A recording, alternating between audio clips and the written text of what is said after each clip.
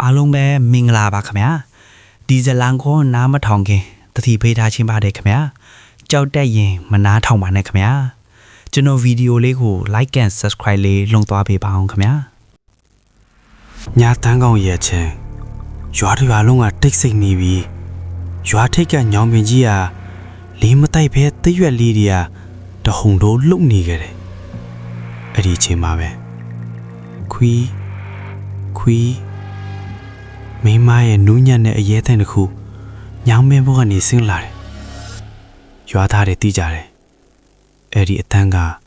တရေမကြီးမတင်ညွန့်ရဲ့အတန်းဆိုတာကိုတစ်ချိန်တုန်းကမတင်ညွန့်ဟာအလားဆုံးအိမ်တော်ရှိမလေးတယောက်ဖြစ်ပါတယ်လူမဆန်တဲ့လူတယောက်ရဲ့ပယောဂကြောင့်ညောင်ပင်ကြီးပေါ်မှာဆွဲကြိုးချတေးခဲ့ရတယ်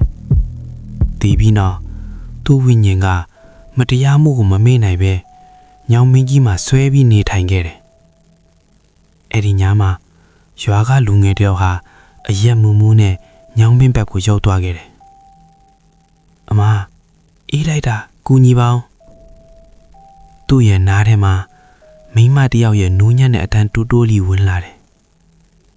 ရှေ့မှာအဖြူရောင်ဝတ်ထားတဲ့မိန်းမတယောက်စပင်းရှည်ရှည်နဲ့ရက်နေတာကိုမြင်လိုက်ရတယ်သူမျက်လုံးမှိတ်မိတဲ့ခဏမျက်နာကမရှိတော့ဘူးအမဲရောင်မျက်လုံးပေါက်ကြီးနှစ်ပေါက်ပဲကျန်ခဲ့တယ်နောက်နေ့မနက်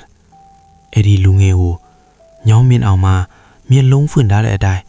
အသက်မရှိတော့ပဲတွေ့ရတယ်သူအလောင်းဘေးနားမှာဓမြေကြီးပေါ်မှာရေးထားတဲ့အစာတစ်ကြောင်းကိုမြင်လိုက်ရတယ်မတင်ညွန့်သူပြန်လာပြီ